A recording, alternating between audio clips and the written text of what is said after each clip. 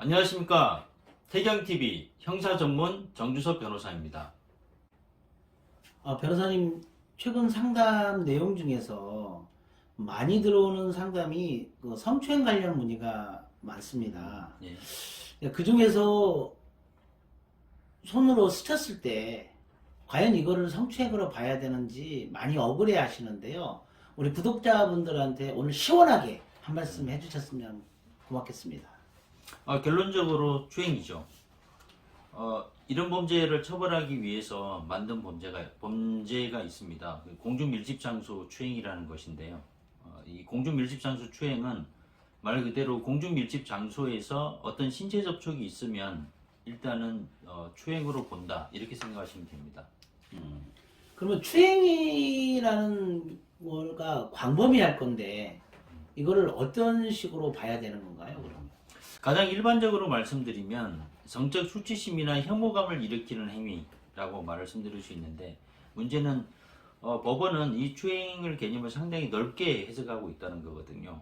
예를 들면 지나가는 사람의 목덜미를 붙잡거나 어깨동무를 하거나 아니면 뭐 알통부부를 만진다거나 이런 것들이 다 추행의 개념에 다 포섭이 되고 있는 상황입니다. 극단적으로 얘기를 하면 상대방 동의이 없는 신체 접촉은 일단 추행으로 의심받을 수 있다, 이렇게 말씀드릴 수 있습니다.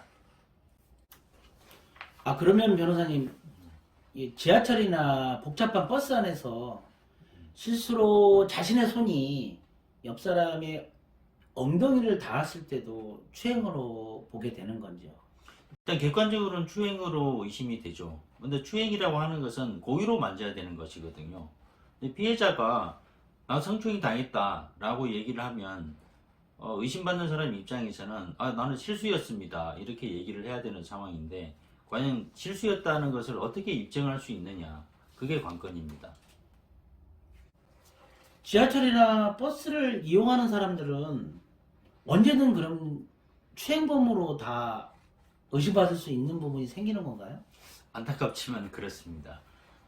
이용객들은 항상 조심할 수밖에 없습니다. 예를 들면 지하철을 탈 때 특히 남성분들은 그 여성분들과 가까이 있는 것은 피하시는 게 좋고요. 그리고 특히 학교를 지날 때 학생들이 등하교 시간에 많이 쏟아져 나오는 경우가 있는데, 그럴 때 특히 조심해서 지나다녀야 됩니다. 추행범으로 신고당한 사람들은 예. 어떤 행동을 해야 하나요? 먼저 신고가 되면 출동한 경찰은 가장 먼저 주변 CCTV를 확보를 하거든요. 그래서 CCTV를 확보하려고 노력할 필요는 없고요. 다만 의심받는 사람 입장에서는 진술을 정확히 하는 것이 좋습니다. 그러면 진술을 번복하면 어떻게 됩니까, 변호사님? 한 번 진술을 번복했다, 그럼 그 다음부터 그 사람 말은 믿어주지 않는다고 보시면 됩니다. 그러니까 가장 최초에 진술을 하실 때 정확한 진술을 하는 게 제일 중요하거든요. 뭐 피해자 진술을 근거로 하면 우리 재판부에서는 유죄 판결에 나올 확률이 더 높은가요? 추행으로 의심받는 사람은 제일 답답한 상황이죠. 극단적으로 얘기하면 피해자 진술 그리고 피고인 진술, 서로 상반되는 진술이 두 개가 있을 때 누구 말을 믿어줘야 할까? 근데 중요한 것은 판사님들은 피해자 진술을 되도록 믿어준다는 것입니다. 물론 피해자 진술이 앞뒤가 전혀 맞지 않아서 믿기 어렵다, 그렇지 않은 이상은 피해자 진술만으로 유죄 판결을 선고하는 경우가 많거든요.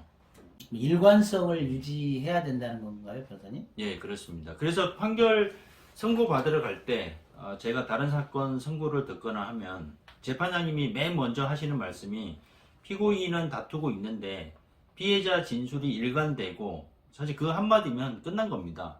유죄 판결 났다고 생각하시면 됩니다. 그런 경우 처벌 수위는 어떻게 되는 건가요? 일단 법정형은 3년 이하 징역 3천만 원 이하 벌금인데요. 증거가 명확한데 계속 부인하면 또 피해자를 증인으로 신청해서 증인신문할 수밖에 없습니다. 그러면 요즘 흔히 하는 말로 2차 피해를 가하는 거기 때문에, 만약에 그렇게 부인하고 피해자를 증인으로 신문하고 했는데 법원에서 유죄 판결을 한다, 그러면 법정 구속도 각오해야 되는 상황이죠. 그래도 변호사님 너무 억울하다. 그래서 무죄 주장을 다툰다면 이 피해자 같은 경우는 어떻게 됩니까? 제일 어려운 상황이죠. 성범죄라는 게 원래 증거가 많지 않습니다. 대부분의 증거가 피해자의 진술, 그거 이외에는 없거든요. 그리고 성범죄가 두 사람이 있는 장소에서만 또 이루어지는 경우도 있다 보니까 증거가 부족한 경우가 많고, 결국은 가장 일반적으로는 피해자를 증인으로 신청해서 증인신문을 해야 되는데, 증인신문을 할 수 있는 것도 한계가 있거든요. 아무리 의심스러운 상황을 물어보더라도 피해자는 일관되게 나는 피해를 당한 게 맞다라고 주장하면 거기에 대해서 피고인 측에서는 이제 반박을 해야 되는데, 어떤 방법으로 반박을 할 것이냐, 그런 부분들이 제일 고민스러운 상황이죠. 신상정보 등록도 있다고 들었는데 그 신상정보는 어떤 식으로 이루어지는 건가요? 신상정보는 세 가지 단계가 있습니다. 첫 번째가 신상정보 등록, 그리고 등록을 했는데 또 죄를 저질렀다 그러면 신상정보 공개, 그리고 더 나아가서 신상정보 고지, 이 세 단계가 있거든요. 취업 제한 같은 경우는 없습니까? 취업 제한도 있습니다. 특히 취업 제한은 그 아동 청소년 기관에 대해서 취업 제한이 선고되는 경우가 있는데, 취업 제한이 걸렸을 때 일반인들은 크게 불편한 게 없는데, 만약에 그 피고인이 학원 강사라거나 할 때, 이럴 때는 더 이상 강사 생활을 할 수 없게 되는 불이익을 받게 됩니다. 만약 그러면 추행범으로 고소나 이런 신고를 당했을 때 행동여령을 어떻게 해야 됩니까? 먼저 나는 억울하다, 그러니까 끝까지 나는 다투겠다 라고 하시는 분들이 많은데, 그런 분들은 상당히 위험합니다. 자기가 무죄라는 것을 밝힐 증거가 명백하지 않는데 단순히 억울하다라는 것만으로 재판부에서는 쉽게 봐주지는 않거든요. 일단 신체 접촉이 있었다 그러면 사실은 피해자한테 상당히 불리한 건 사실입니다. 아까 말씀드린 대로 피해자가 피해 진술을 일관되게 진술하고 있으면 법원 입장에서는 그 피해자 진술이 잘못됐다는 것을 잘못됐다, 그래서 피해자 진술을 믿을 수 없다라고 하기가 상당히 곤란하거든요. 그럼 피고인 입장에서는 피해자가 이런 진술을 함에도 불구하고 나는 추행하지 않았다라는 반대 증거를 제시를 해야 되는데, 과연 그런 증거를 제출할 수 있느냐, 그런 부분들이 문제입니다. 형량을 줄이기 위해서는 어떤 요령이 필요합니까? 제일 중요한 건 합의죠. 피해자가 처벌 의사가 없다라는 것이 제일 중요하고, 재판부에서도 그런 그 피해자 의사를 제일 중요시하거든요. 피해하기가 굉장히 어렵다고 상담자들이 합의요? 얘기가 많습니다. 예. 이런 경우 어떻게 합의를 이뤄내야 되는 건가요? 성범죄 피해자 조사를 할 때 경찰은 그 피해자한테 구선 변호인 제도가 있다, 구선 변호인 선임을 원하느냐라고 물어보는 경우가 있거든요. 그러면 피해자가 구선 변호인 선임을 원하면 국가에서 구선 변호인을 선임을 해줍니다. 그러면 저희들은 그 국선 변호인 연락처를 알아서 그 변호사님하고 합의를 진행을 하고, 근데 간혹 가다가 피해자가 구선 변호인을 원하지 않는 경우도 있거든요. 그럴 때는 담당 수사관님한테 연락을 해서 합의를 보고 싶으니 피해자에게 합의 의사를 전달을 해달라, 그렇게 합의를 진행하는 수밖에 없습니다. 그러면 합의서 외에 다른 필요한 서류는 없습니까? 통상적으로 반성문 많이 제출하고 탄원서도 많이 제출하고 하는 경우가 있거든요. 물론 재판부에서 그 피고인의 개인적인 사정도 많이 고려해서 양형에 반영하긴 하는데, 그래도 역시 중요한 것은 피해자의 의사입니다. 피해자가 일단 피고인의 처벌을 원하지 않는다라는 서면이 들어와야 그 다음에 피고인의 개인적인 사정을 고려를 해주거든요. 그럼 이게 합의가 돼도 처벌이 되는 건가요? 안 되는 건가요? 합의가 돼도 처벌은 됩니다. 이 범죄는 친고죄가 아니기 때문에 일단 수사가 진행되면 재판까지 간다고 보시면 되거든요.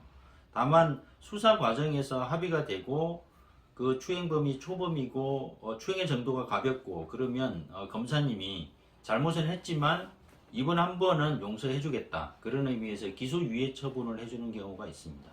그러면 마지막으로 무죄 주장하는 것보다는 예. 합의를 하는 게 그럼 훨씬 더 우리 피의자들한테는 더 유리하다는 말씀이시죠? 그렇습니다.